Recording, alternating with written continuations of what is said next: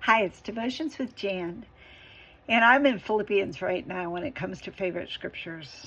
And I shared the beginning of this in my last video, but I want to share this with you. Philippians 4, verse 6 says, "Don't worry about anything. Instead, pray about everything. Tell God what you need and thank Him for all He has done. Then you will experience God's peace, which exceeds anything we can understand.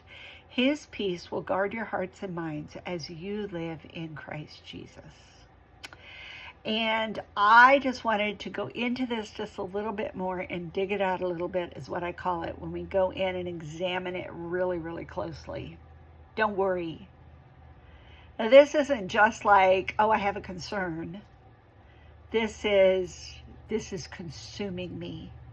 This anxiousness, this fear, this I'm worried to the point of this is harmful for me and for others.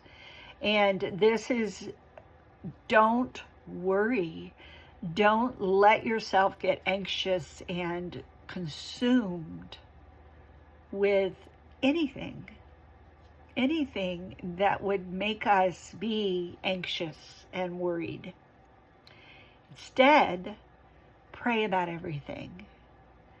Very specific, very general, very big. Don't worry about anything, and pray about everything. So in God's eyes, it is not wrong for us to pray about everything. Every little thing, every big thing.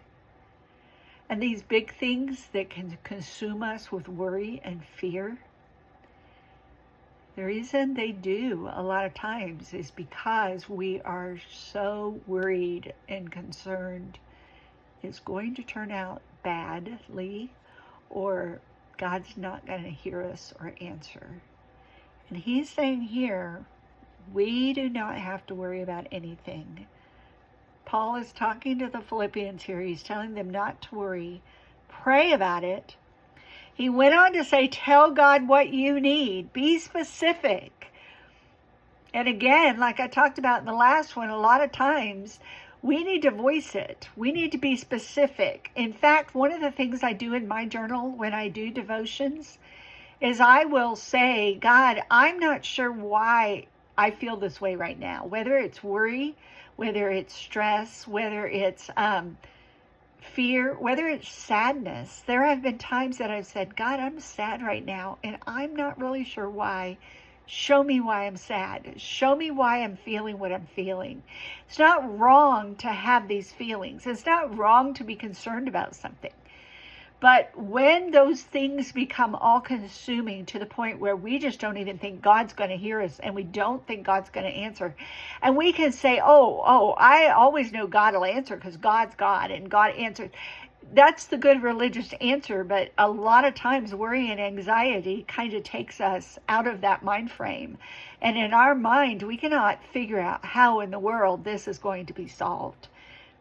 And it's hard for us to accept the fact that God knows and God can take care of it. It says, tell God what you need and thank Him for all He has done. One of the ways that I trust God that He's going to take care of my future, He's going to take care of a need that I have right now, is because I have seen Him do it so many times. Early in our marriage, there was a time when we were struggling, and I remember my husband was saying we went into a ministry. We were waiting for a grant to come through. It didn't come through. We weren't hearing anything, and we had a bill due. I remember it was like $40, and we had this bill due, and we didn't have the money for it. And I remember my husband said, "Okay, well, we could sell the TV." Back then, the big old monstrous TV things that, not these little ones like we have today. We could sell our stereo, and back then we had the big speakers and all that stuff, and it wasn't an expensive one because we didn't have a lot of expensive stuff, but it would have bought us, we could have probably got, he said, we'll sell the TV, we'll sell the stereo, And then we will have enough money for this bill, because of course these things weren't very expensive anyway. And I remember saying to him, okay, well, I'll tell you what, let's see if God comes through. And if God comes through, then we don't have to sell those things. He doesn't want us to sell those things.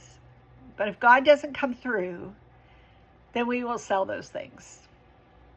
And my husband agreed with me. Okay, let's wait and see if God comes through. And I'm serious. It was early. It was like the second year of our marriage. It was after we'd only been married about a year. And I remember we came up to like 2 days before that bill had to be paid, and the grant came through, and it funded our salary for a year. We had the money to pay our bills for a year. And God came through. We didn't have to sell our TV, and we didn't have to sell our stereo. And God saw our need. He knew what they were, and He took care of them. I thank God for what He has done for me. And when I do that, it reminds me of His faithfulness, and it reminds me that I can trust Him with my needs now. But the next verse is so important. We've all heard that we get a peace that God gives, a peace that passes all understanding. Well, it says, don't worry about anything. Instead, pray about everything. Tell God what you need and thank Him for all He has done. Then you will experience God's peace, which exceeds anything we can understand. His peace will guard your hearts and minds as you live in Christ Jesus. So, Paul instructs us not to worry. He says, pray about everything. Tell God what you need, but thank Him for His answers. Thank Him for what He has done. With gratefulness, with thankfulness, tell Him what you need. It's amazing how that changes it from anxiety and fear and worry to, oh, God, you've done this before. You can meet my need now. That's when, then, you will experience God's peace, which we can't even understand. There have been times that I've said, I have such a peace, and I don't know why I shouldn't. On a worldly viewpoint, I shouldn't, but I do, and it's because of Him. He gives us a peace that He's got this. He's got you.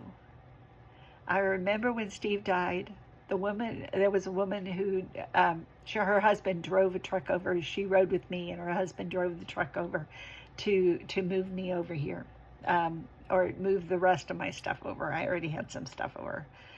And she said to me, God's got this.